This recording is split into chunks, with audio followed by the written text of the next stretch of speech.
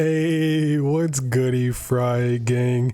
It is finally here, the final installment to my mini series of concept art on the entire Splatoon series. We went from 3 all the way to here. We did 3, 2, Octo expansion, 1, and now it is time for side order. Now, these were really hard to find since the side order and the art book for side order is still relatively new.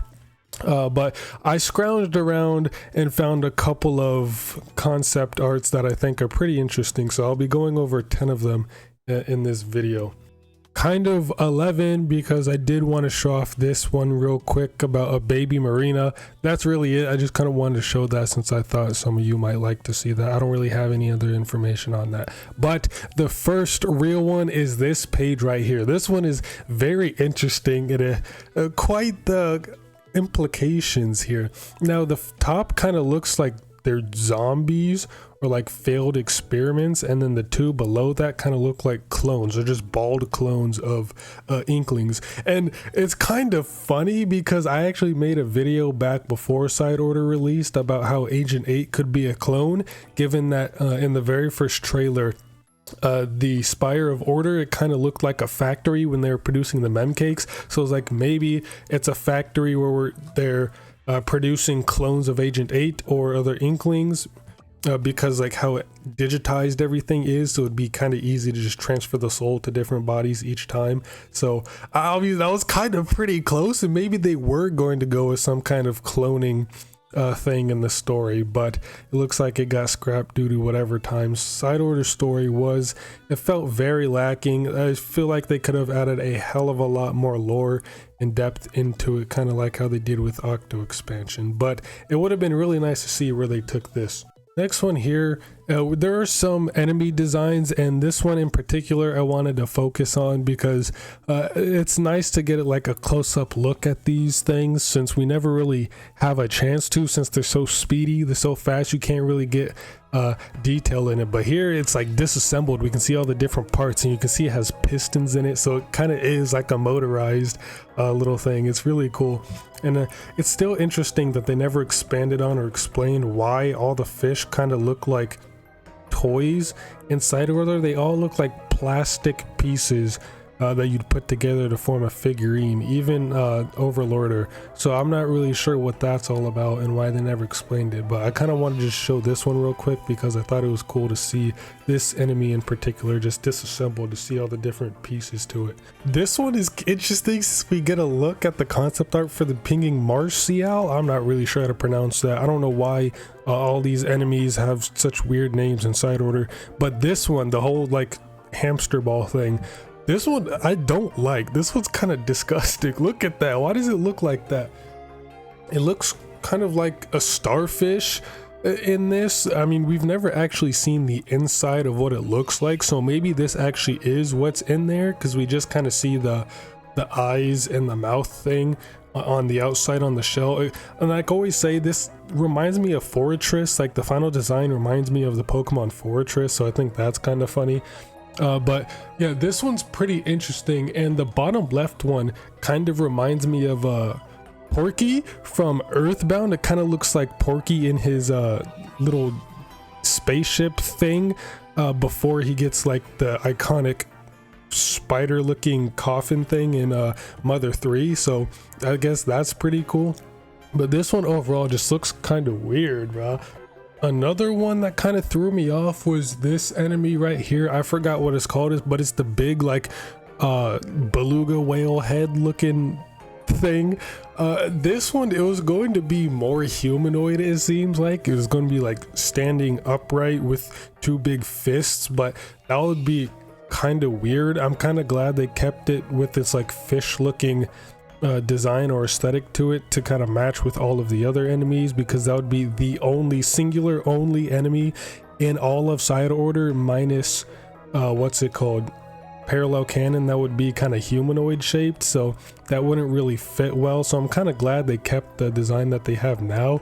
And like the teeth, look at it, look at the teeth. It kind of reminds me of what's it called, And Bayonetta 3, I can't believe I'm blanking. Singularity, it reminds me of Singularity, I forgot which one it was, but it's like kaiju version. It's got like the teeth showing. That's always been goofy to me, how the homunculus always have like human teeth. It's always so weird, but that's what it reminds me of. Now this, what do I even say about this? I don't even think there really is anything to say about this. Bro, what is this? What was this even supposed to be? Was it supposed to be a boss? Did they just throw in some salmon run stuff in here for some reason? Like, what even is this? I mean, it looks kind of cool though, I'm not gonna lie. It's like a cooked dinosaur fish thing. I don't even know what this is supposed to be, but I mean, here you go, I guess. Now here, this was probably one of the most interesting. We have some concept art of Pearl and Marina, supposedly of what they were going to look like in side order.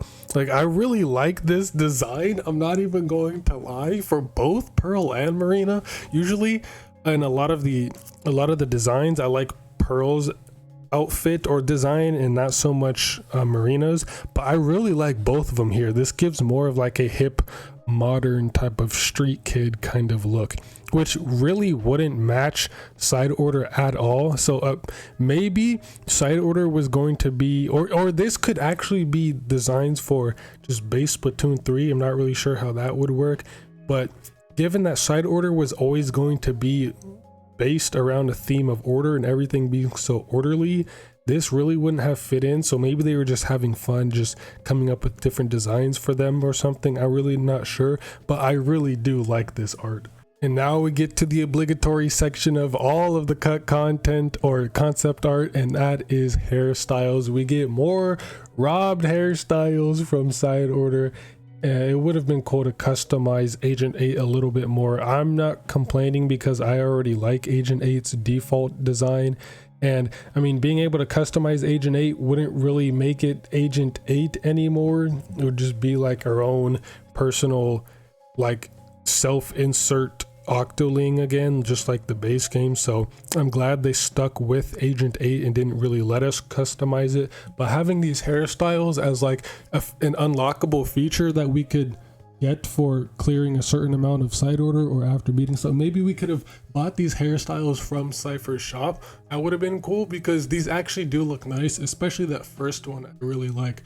So it's always nice to see all the hairstyles we could have gotten and then never had, and like hope to see maybe they'll make a return in the next game, go from concept art to implementation, kind of like with Smash, how there are a lot of assistant trophies that actually became playable characters like Little Mac, Charizard, Isabelle. So it's kind of cool to see that type of thing.